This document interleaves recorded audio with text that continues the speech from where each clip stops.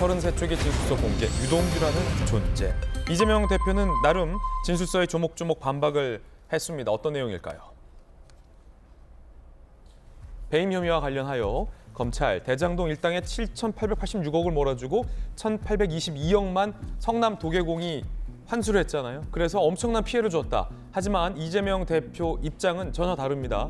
민간 개발을 막아서 5,503억 원을 환수한 모범 공익 사업이다. 1,822억 말고 뭐 판교 터널 같은 공사 비용도 추산을 한 거예요. 포함시켜서 5,503억 원을 환수했다. 환수한 효과가 있다라고 주장을 했고요.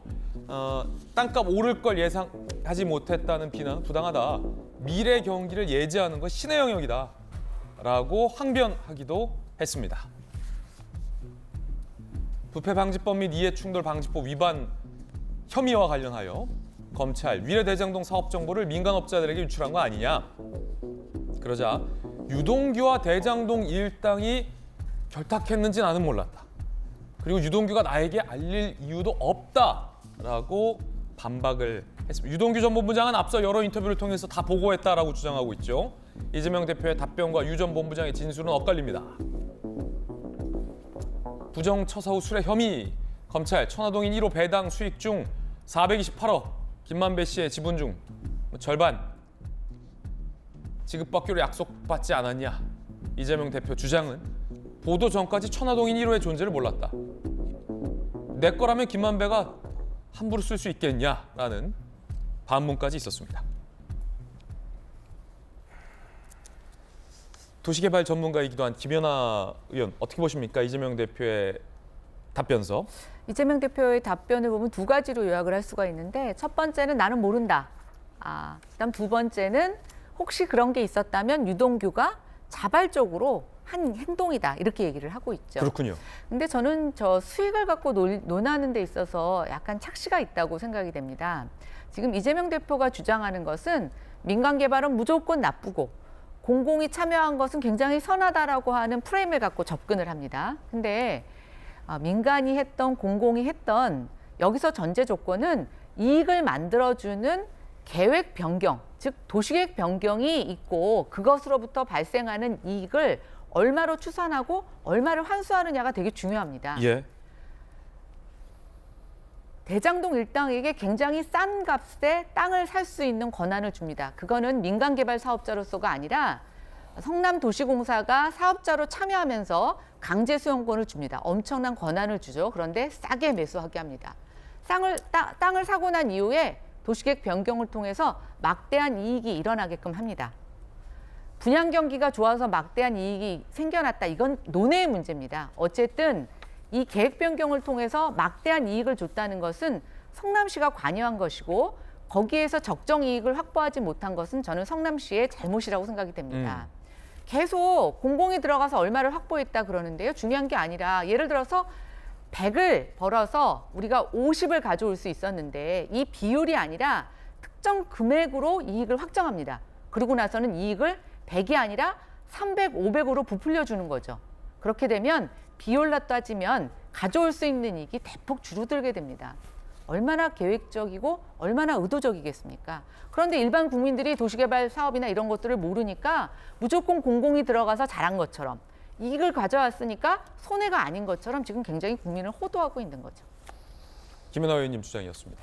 천화동인 1호의 존재를 몰랐다. 이재명 대표는 이렇게 답변서에 썼는데 이게 상당히 좀 중요할 걸로 보이는데, 정혁진 변호사님. 네네. 그러니까 이재명 대표의 입장은 검찰의 의심과 전혀 다르군요. 검찰은 천화동인 1호의 존재도 알았고 사실상 김만배 소유의 뭐 절반가량의 지분 이재명 대표가 받기로 유동규를 통해 정지상을 통해 이 시장이 다 보고받았다.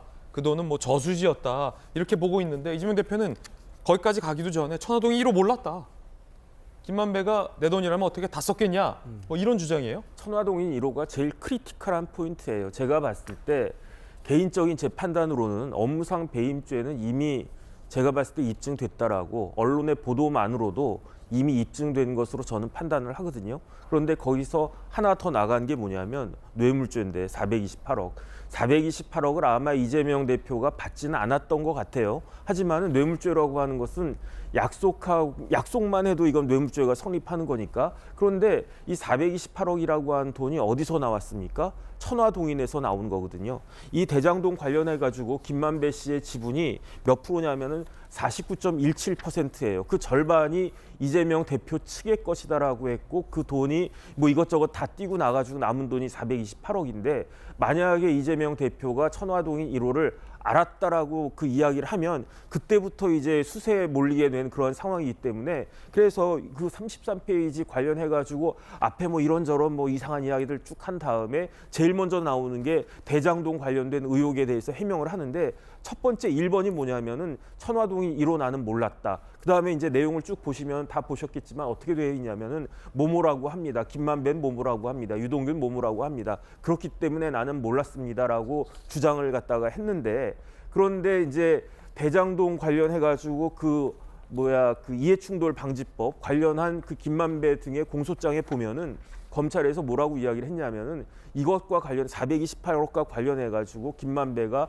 유동규 이렇게 정진상 통해 가지고 그 428억밖에 안 남았습니다. 왜냐하면 제 생각에는 야 이거 뭐 몇천억 남았으니까 나한테 떨어질 게 상당히 될 거다라고 예상을 했을 텐데 보니까 그 김만배 씨가 이것저것 털어보니까 실질적으로는 428억밖에 안 되거든요. 428억이 저 같은 사람한테는 엄청나게 큰 돈이지만 유동규나 뭐 이런 사람들 봤을 때에는 상대적으로 되게 작았을 거다라는 느낌이 들 거거든요. 그러니까 이 정도 가지고 되겠습니까라고 아마 이제 이재명 그 당시 시장한테 보고를 했다라는 것이 이제 그 검찰 공소장의 내용인데 거기에 대해서 이재명 시장이 뭐라고 했느냐 승인했다고 했어요. 승인했다고. 그러니까 그래 428억이면 내가 좀 그 적은 금액이 생각보단 적지만 그래 이 정도면 내가 승인을 해줄게. 이런 뉘앙스로 저는 그 공소장을 갖다 읽었거든요. 그래서 이 부분이 제가 봤을 때 가장 중요한 핵심 중에 두 가지 중에 하나가 아닐까 저는 개인적으로 그렇게 판단이 됩니다. 예, 검찰 공소장 내용을 인용을 해주신 거고 이재명 대표는 이에 대해서 천화동 1호의 존재도 몰랐다. 그렇기 때문에 428억을 뭐 약정받았다라는 건 검찰의 조작이다라고 강한 부정을 하고 있는 상황입니다. 이재명 대표는 어제 SNS에 이런 글을 올렸습니다.